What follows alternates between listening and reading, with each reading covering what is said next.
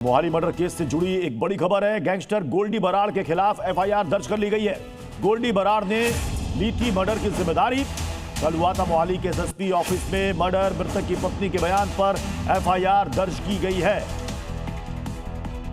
तो Mohali murder case में ये बड़ी जानकारी सामने आ रही है। बड़ी अपडेट ये है, गैंगस्टर गोल्डी बराड़ के खिलाफ एफआईआर दर्ज हो चुकी है। गोल्डी बराड़ ने उस हत्या की जिम्मेदारी ली थी जो कल ये हत्याकांड को अंजाम दिया गया था। मोहाली के एसएसपी ऑफिस में ये मर्डर हुआ था। मृतक की पत्नी के बयान पर एफआईआर दर्ज की गई है और इस हत्या की जिम्मेदारी गोल्डी बराड़ गैंग ने ली थी और उसके खिलाफ एफआईआर दर्ज हो चुकी है।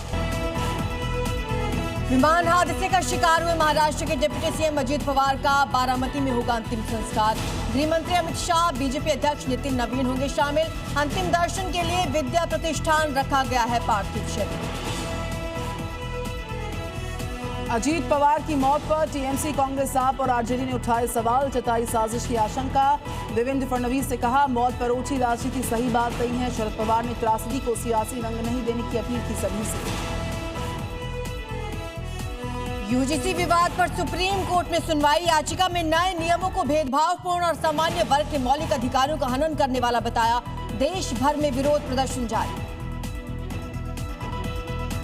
संसद के बजट सत्र का दूसरा दिन आज वित्त मंत्री सीतारमण आर्थिक सर्वेक्षण 2025-26 पेश करने वाली हैं। वहीं संसद के बाहर मीडिया से मुखातिब होंगे प्रधानमंत्री।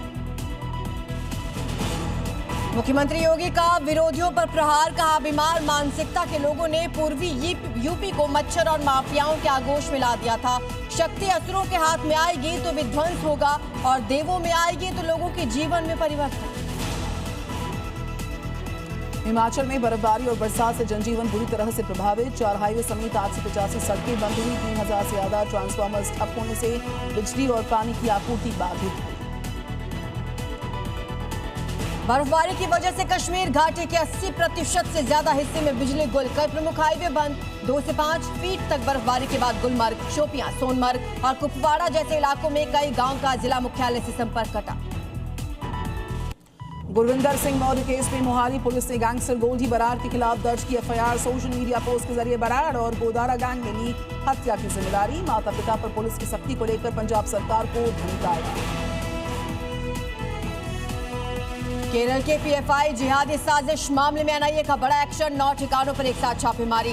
कई आपत्तिजनक दस्तावेज, डिजिटल डिवाइस और अहम सबूत जब्त।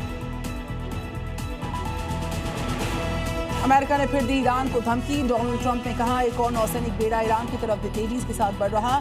ईरान का पलटवार, कहा कोई ताकत से ऐसा जवाब देंगे जैसा पहले कभी हुआ नहीं होगा।